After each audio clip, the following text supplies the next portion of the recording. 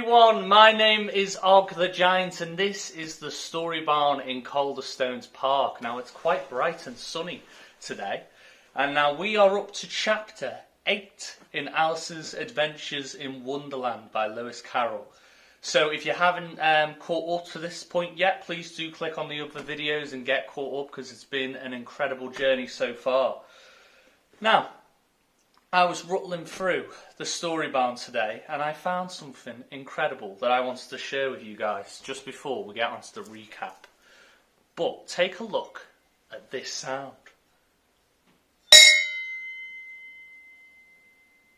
Did you catch that?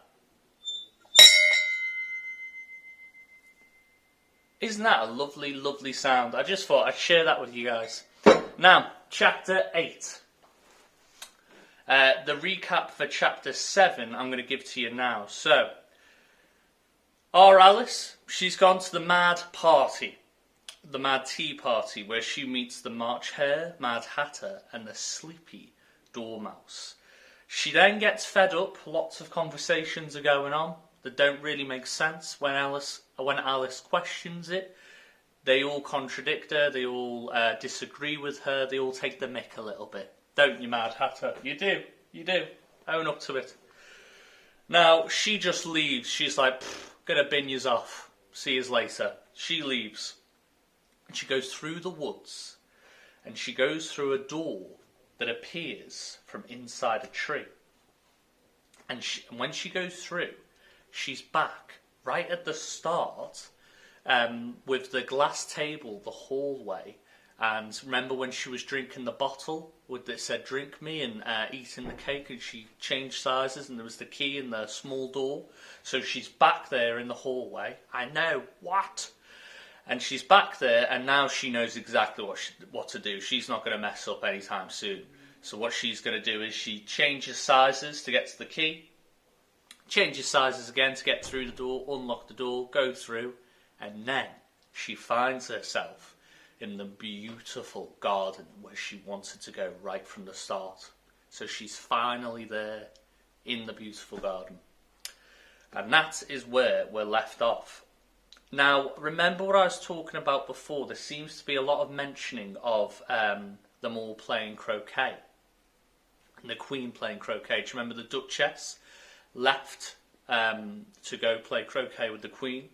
So maybe Alice is going to do that. Is something going to happen with this scene? Because it's been mentioned quite a few times. So, who knows? Who knows? But I think we should just crack on. Let's do this. Now, everyone, this is Alice's Adventures in Wonderland by Lewis Carroll, presented by the Storybarn. Chapter 8. The Queen's Croquet Ground. A large rose tree stood near the entrance of the garden. The roses on it were white, but there were 3 gardeners at it, busily painting them red. Alice thought this a very curious thing, and she went nearer to watch them. And just as she came up to them, she heard one of them say, "Look out now, 5. Don't go splashing paint over me like that." "I couldn't help it," said 5 in a sulky tone. 7 jogged my elbow. On which 7 looked up and said, "That's right, 5. Always lay the blame on others." "You'd better not talk," said 5. "I heard the Queen say only yesterday you deserve to be beheaded." "What for?" said the one who had first spoken. "That's none of your business too," said 7. "Yes, it is his business," said 5, "and I'll tell him it was for bringing the cook tulip roots instead of onions." 7 flung down his brush and had just begun. Well, of all the unjust things, with his eye chanced to fall upon Alice as she stood watching them, and he checked himself suddenly. The others looked round also, and all of them bowed low. "Would you tell me," said Alice, a little timidly, "why you are painting those roses?" 5 and 7 said nothing, but looked at 2. 2 began in a low voice. "Why, the fact is, you see, miss, this Here ought to have been a red rose tree, and we put a white one in by mistake, and if the Queen was to find out, we should all have our heads cut off, you know. So you see, miss, we're doing our best. Afore she comes too." At this moment, Five, who had been anxiously looking across the garden, called out, "The Queen! The Queen!" And the three gardeners instantly threw themselves flat upon their faces. There was a sound of many footsteps, and Alice looked round, eager to see the Queen. First came 10 soldiers carrying clubs. These were all shaped like the three gardeners, oblong and flat, with their hands and feet at the corners. Next, the 10 courtiers. These were ornamented all over with diamonds and walked 2 and 2, as the soldiers did. After these came the royal children. There were 10 of them, and the little dears came jumping merrily along hand in hand in couples. They were all ornamented with hearts. Next came the guests, mostly kings and queens. Among them Alice recognised the smiling at everything that was said, and went by without noticing her. Then followed the knave of hearts, carrying the king's crown on a crimson velvet cushion. And last of all, this grand procession came, the king and queen of hearts. Alice was rather doubtful whether she ought not to lie down her face like the 3 gardeners, but she could not remember ever having heard of such a rule at processions. And besides, what would be the use of a procession, thought she, if people had all to lie down upon their faces, so that they couldn't see it? So she stood still where she was and waited. When the procession came opposite to Alice, they all stopped and looked at her, and the Queen said severely, "Who is this?" she said it to the knave of hearts, who only bowed and smiled in reply. "Idiot," said the Queen, tossing her head impatiently, and turning to Alice, she went on, "What's your name, child?" "My name is Alice, so please, your Majesty," said Alice very politely, but she added to herself, "Why, they're only a pack of cards after all. I needn't be afraid of them." "And who are these?" said the Queen, pointing to the 3 gardeners who were lying round the rose tree. For you see, as they were lying on their faces and the pattern on their backs was the same as the rest of the pack, she could not tell whether they were gardeners or soldiers or courtiers, or 3 of their own children. "How should I know?" said Alice, surprised at her own courage. "It's no business of mine." The Queen turned crimson with fury, and, after glaring at her for a moment like a wild beast, screamed, "Off with her head! Off!" "Nonsense," said Alice, very loudly and decidedly, and the Queen was silent. The King laid his hand upon her arm and timidly said, "Consider, my dear, she is only a child." The Queen turned angrily away from him and said to the knave, "Turn them over." The knave did so, very carefully with one foot. "Get up," said the Queen, in a shrill, loud voice, and the 3 gardeners instantly jumped up and began bowing to the King and Queen, the royal children, and everybody else. "Leave off that," screamed the Queen. "You make me giddy." And then turning to the rose tree, she went on, "What have you been doing here?" "May it please your Majesty," said two in a very humble tone, going down on one knee as he spoke. We were trying." "I see," said the Queen, who had meanwhile been examining the roses. "Off with their heads!" And the procession moved on, 3 of the soldiers remaining behind to execute the unfortunate gardeners, who ran to Alice for protection.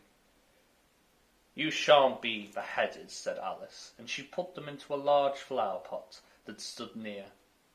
The 3 soldiers wandered about for a minute or 2, looking for them, and then quietly marched off after the others. "Are their heads off?" shouted the Queen.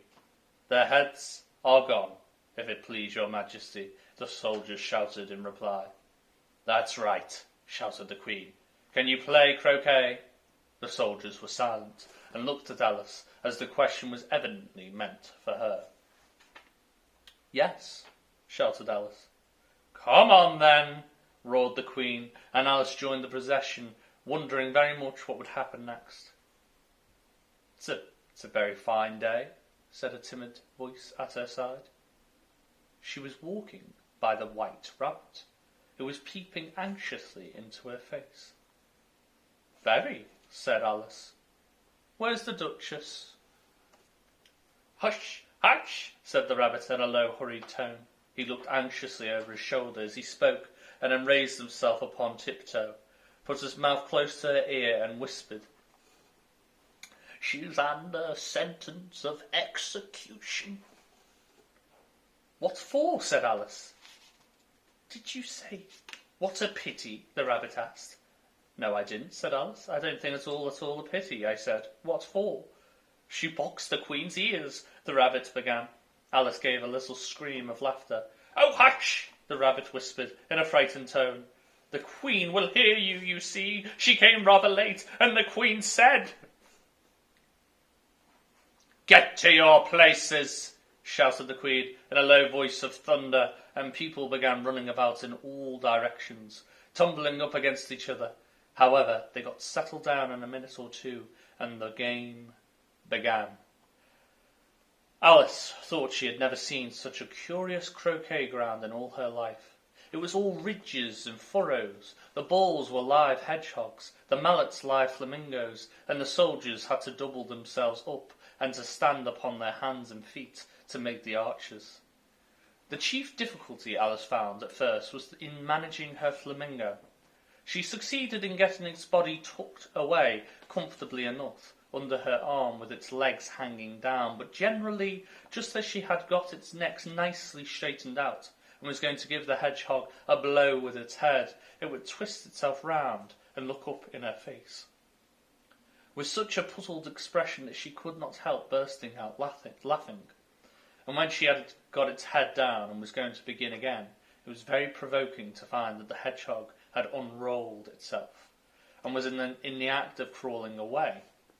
Besides all this, there was generally a ridge of a furrow in the way, wherever she wanted to send the hedgehog to, and as the doubled-up soldiers were always getting up and walking off to the other parts of the ground, Alice soon came to the conclusion that it was a very difficult game indeed. The players all played at once, without waiting for turns, quarrelling all the while and fighting for the hedgehog.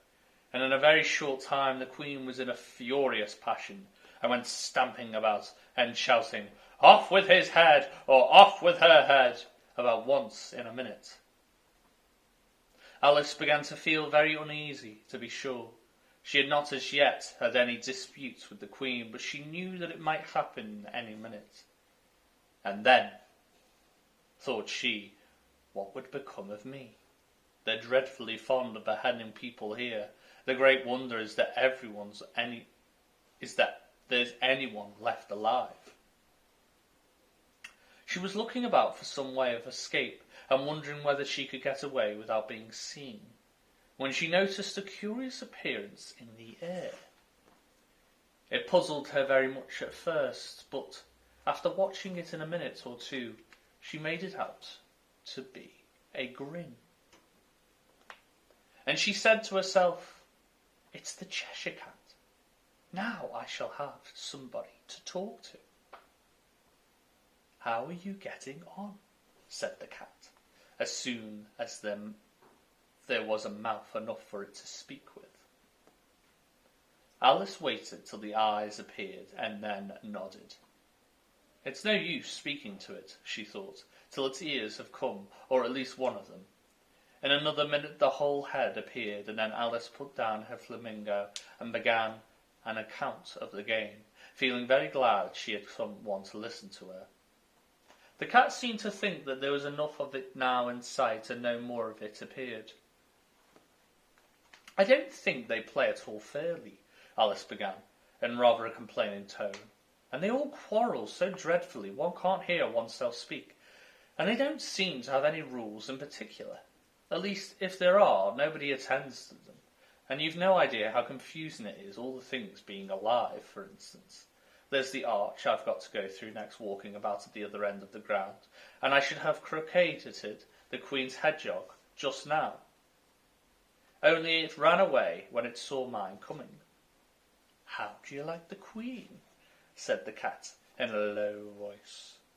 Not at all, said Alice. She's so extremely... Just then she noticed that the Queen was close behind her, listening, so she went on. Likely to win, that it's hardly worthwhile finishing the game. The Queen smiled and passed on. Who are you talking to? Said the King, coming up to Alice, and looked at the cat's head with great curiosity. It's a friend of mine, a Cheshire cat, said Alice. Allow me to introduce it. I don't like the look of it at all, said the King. However, it may kiss my hand, if it likes. I'd rather not, the cat remarked. Don't be impertinent, said the King, and don't look at me like that. He got behind Alice as he spoke. A cat may look at a king, said Alice. I've read that somewhere in a book, but I don't remember where. Well, it must be removed, said the King very decidedly, and he called to the Queen, who was passing at the moment. My dear, I wish you would have this cat removed. The Queen had only one way of settling all difficulties, great or small. Off with his head, she said, without looking round. I'll find the executioner myself, said the King eagerly, and he hurried off. Alice thought she might as well go back and see how the game was going on, as she heard the Queen's voice in the distance, screaming with passion. She had already heard her sentence 3 of the players to be executed for having missed their turns, and she did not like the look of things at all, as the game was in such confusion that she never knew whether it was her turn or not. So she went in search of her hedgehog. The hedgehog was engaged in a fight with another hedgehog, which seemed to Alice an excellent opportunity for croqueting one of them with the other. The only difficulty was that her flamingo was gone across to the other side of the garden, where Alice could see it trying in a helpless sort of way to fly up into one of the trees. By the time she had caught the flamingo and brought it back, the fight was over, and both the hedgehogs were out of sight. But it doesn't matter much, thought Alice, as all the archers are gone from this side of the ground. So she tucked it under her arm, that it might not escape again, and went back for a little more conversation with her friend. When she got back to the Cheshire Cat, she was surprised to find quite a large crowd collected round it. There was a dispute going on between the executioner, the King and the Queen, who were all taking it once, while all the rest were quite silent and looked very uncomfortable.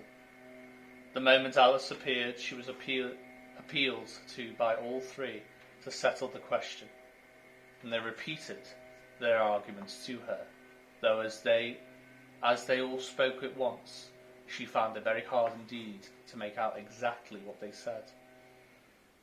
The executioner's argument was that you couldn't cut off a head unless there was a body to cut off from, that he had never had to do such a thing before, and he wasn't going to begin in his time of life. The King's argument was that anything that he had a head could be beheaded, and that you weren't to talk nonsense. The Queen's argument was that if something wasn't done about it in less than no time, she'd have everybody executed all round. It was this last remark that had made the whole party look so grave and anxious. Alice could think of nothing else to say, but it belongs to the Duchess. You'd better ask her about it. She's in prison, the Queen said to the executioner. Fetch her here, and the executioner went off like an arrow. The cat's head began fading away the moment he was gone, and by the time he had come back with the Duchess, it had entirely disappeared. So the King and the executioner ran wildly up and down looking for it, while the rest of the party went back to the game. And that is the end of chapter 8. How interesting. Who would like to play a game of croquet? Did it seem interesting? It seemed, again, very everywhere and crazy, didn't it? Seems like a lot of games in this Wonderland don't really have a start or an end. It just happens and it goes, wah! And they just sort of play. And this queen character is terrifying, isn't she? Absolutely terrifying. And I'm glad to see that the Cheshire Cat hasn't been beheaded, because I really like the Cheshire Cat. And what an incredible, amazing magic trick that he can do. He can just disappear. There doesn't seem to be any sense going on within the royal family, the Queen and the King. In Wonderland there doesn't seem to be any sense of them. It's just very kind of selfish attitude, which is very interesting. If I don't get my way, off with your head. It's quite interesting.